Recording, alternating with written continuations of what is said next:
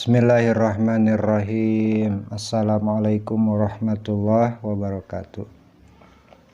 Hadirin kaum muslimin rahimakumullah.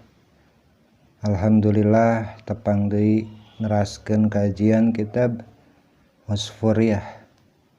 Mudah-mudahan manfaat utamina kanu ngarang ieu kitab. Wa qala al-musannifu rahimahullahu ta'ala wa nafa'ana bihi wa bi ulumihi fid dharaini. Allahumma ighfir lahu warhamhu wa'afihi wa'fu anhu. Al-hadisul awwali saparantos nerangkeun muqaddimah urang ngawitan kana hadis nu kahiji. Nguningakeun bahwa kitab Wasfuriyah teh terdiri tina 40 hadis anu bakal dikaji ku urang. Hadis kahiji an Abdullah bin Umar radhiyallahu anhu ta'ala. Hadis kahiji katampi diriwayatkeun ti Abdullah bin Umar radhiyallahu ta'ala, mugi ngaridhoan Allah anu maha luhur, anhuma ka Abdullah sareng ka Ibnu Umar. Ka Umar. Qala parantos nyarios ieu Abdullah, qala Rasulullah sallallahu alaihi wasallam, parantos ngadawuh Kangjeng Nabi Muhammad sallallahu alaihi wasallam,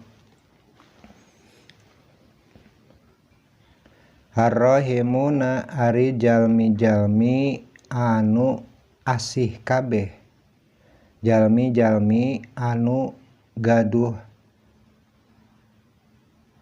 rasa cinta, rasanya yarhamuhumur rahmanu, bakal mikanya ka eta rahimun jalmi anu welas asih teh saha ar-rahmanu Gusti Allah anu ngagaduhan sifat rahman. Jadi lamun urang nyaahan ka makhluk Allah, maka bakal nyaah ka eta makhluk teh, ka urang teh anu nyaahan teh Gusti Allah Subhanahu wa taala anu ngagaduhan sifat rahman. Intina lamun urang hayang dipikanya ku Allah, urang kedah deudeuhan, kedah nyaahan, kedah bageur, kedah kersa nulungan ka nu sanesna. Lamun urang hayang ditulungan ku Allah, maka urang kedah kersa nulungan ka makhlukna Allah, boh bade ka jalmi, ka sato atanapi anu sanesna. Lamun urang hoyong dipikanya ku Allah, nya urang ge kedah deudeuhan ka batur. Lamun urang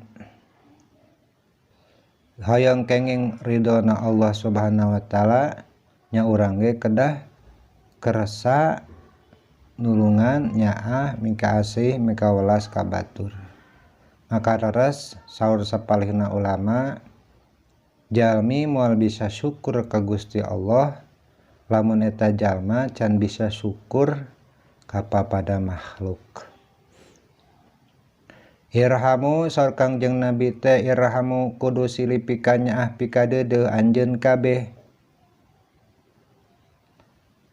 Man kajalma fil ardi nu aya di bumi, man ka makhluk kajalma kasasatoan katutumbuhan, kudu nyaraah anjeun kabeh nu fil ardi nu aya di bumi. Yarhamukum maka bakal mikanyaah ka aranjeun man makhluk fis samai nu aya di langit. Tuh intina mah Allah nyaah, makhluk-makhluk nu aya di langit oge bakal nyaah ka urang. Naon makhluk nu aya di langit teh? Nyaeta para malaikat maksudna. Al khabaru ari hadis eta bitamamihi eta kalawan disampurnakeun.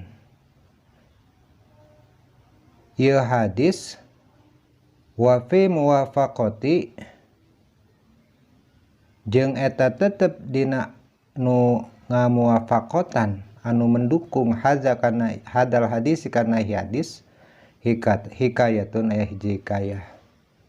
Jadi supados lebih mendukung aya hikayat nu mendukung kanu hadis ieu, hadis nu silih pikanyaah teh. Kumaha cenah hikayatna teh? An Umar radhiyallahu anhu katampi di Sayyidina Umar radhiyallahu anhu kana yamshi fi sikakil Madinati nalika Sayyidina Umar nuju papah nuju lempang di jalan-jalanna nagara Madinah faro'a sobian ninggal tah Sayyidina Umar kahiji murang kalih kana fiyadihi nu ayatina eta panangan murang kalihna teh ispurun aya manuk piit maka ngaranan we usfuriyah jadi tina manuk piit. Jadi Sayyidina Umar teh nuju papah nuju jalan-jalan menuju hiji tempat anjeunna pendak ting hiji murang kalih anu murang kalih teh keur nyonyo manuk. Wa kana yal'abu bihi jeung kabuktosan eta murang kalih teh keur ngaulinkeun manuk. Cek paribasana mah manuk teh ditalian sukuna terus dihiberkeun dikenyang geus ditewak hiberkeun deui dikenyang deui nepikeun ka eta mayit si manuk teh pikawatireun. Farahima Umarun zalikal uspuro maka leketei teh hate manahna Sayyidina Umar eta deudeuh eta manuk anu dicook ku murang kalih teh. Fastarahu terus dipeser eta manuk teh minas sobi ti murang kalih dipeser tah ku Sayyidina Umar jang geus beuli ku bapa cenah ieu manuk bapa resep bijana mah ka manuk ka budak teh bapa resep ka ieu manuk padahal niatna mah watir eta manuk jadi cocokan murang kalih. Saparantos dipeser ku Sayyidina Umar dil hargana fa'ataqahu maka ku Sayyidina Umar teh dikaburkeun dilepaskeun eta manuk. Dilepaskeun tah falamma tuwfiya tah mana samangsa wafat kakuping wafat Umarun radhiyallahu taala Sayyidina Umar teh suatu saat meninggal dunia saparantos kajadian kitu teh saparantosna salamina tos lami kajadian kitu teh ngantunkeun we dicarioskeun teh ngantunkeun Sayyidina Umar teh ra'ahul jumhur fil manami kaimpikeun ku ulama-ulama jumhur ku orang-orang soleh tina kulam tina mimpina eta jalmi teh lain hiji berarti nu ngimpikeun Sayyidina Umar teh. Fasaluhu an halihi maka eta jumhur teh jumhur ulama atanapi orang-orang soleh teh naros tina tingkah kajadianna tingkahna ayeuna kehidupanna Sayyidina Umar di alam kubur. Faqalu naros tah para ulama ma fa'alallahu bika ya Sayyidina Umar naon kana naon anu dipidamel midamel naon Allah ka anjeun ayeuna mencek urang mah naon Allah maparin kaistimewaan ayeuna ka anjeun dipaparin kaistimewaan naon ku Allah saparantos anjeun wafat. Qala maka ngawalor atas Sayyidina Umar ghafaroli Allah tos ngahampura abdi tina impenana teh wa tajawwaji tegasna Allah tegas ngahampura kaula tos dihampura kaula teh dibere kaistimewaan di alam kubur teh dosa-dosa kaula teh dihapunten kamaksiatan dihapus. Qalu maka naros deui eta jumhur ulama bi ayyi syai'in nah bet bisa kitu nah anjeun boga kaistimewaan kitu di Gusti Allah nah bijudika kurantaran anjeun teh loman au biadlika atawa anjeun teh karena adil au bijuhdika atawa karena anjeun teh juhud atawa dermawan. Qala ngawarer lama wada'tumuni ngawaler ta Sayyidina Umar tina impenana para ulama baheula nalika kaula disimpen dipendam di alam kubur fil qabri di alam kubur wasartumuni terus kaula teh dikurebkeun di alam kubur di tindihan taneuh wa taraktumuni terus kaula teh ditinggalkeun wahidan bari jeung kaula teh sorangan fadahola samangsa kaula geus mah diasupkeun ka alam kubur dituruban ku taneuh ditinggalkeun ku aranjeun kabeh Padahal maka asup alaya ka kami ka Sayyidina Umar, datang ke Sayyidina Umar malakani dua malaikat, datang dua malaikat, muhibani anu makewuhkeun dua nana, anu pikasieun nu pikasalempangeun saha nu teu ruas atau disumpingan ku malaikat. Bujeng-bujeng jalma anu teu soleh, bujeng-bujeng jalma anu jahat nu soleh oge sieun disumpingan ku malaikat. Toro akli cenah Sayyidina Umar teh, toro akli sehingga leungit tah akal kaula. Warata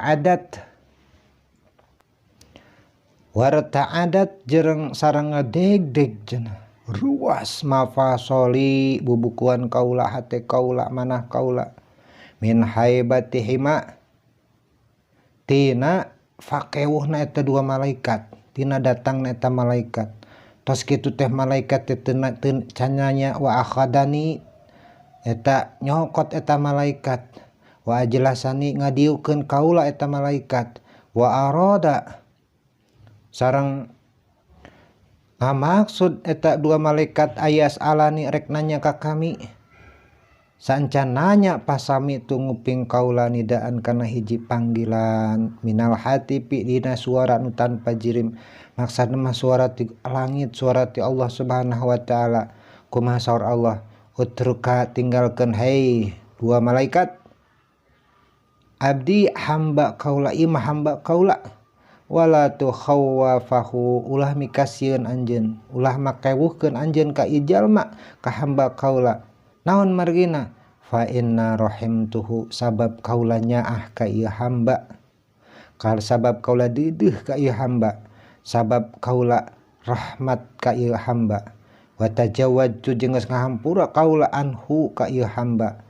Naon margina? Li annahu rahima uspuran sabab ieu jalma teh nalika hirup di alam dunia, li annahu rahima uspuran sabab ieu jalma teh mika deudeuh ka makhluk kami nu ngaranna manuk fiit teh di dunia, nalika di dunia. Farahimtu tahu maka farahimtuhu maka kaula age mika nyaah ka ieu abid, ka ieu hamba, fil uqba dina waktos ayeuna, dina waktos akhirat.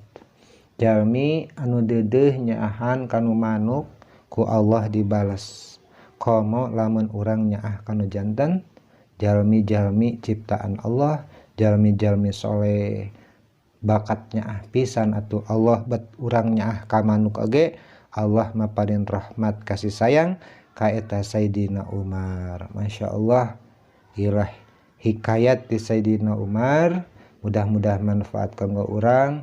Dikawit ayeuna hayu urang tanamkeun rasa deudeuh, rasa nyaah urang ka papada makhluk, terlepas eta makhluk teh makewuhkeun ka urang, nganyeri hatekeun ka urang, hasad ka urang, iri dengki, tetep urang mah kedah sae ka papada jalma.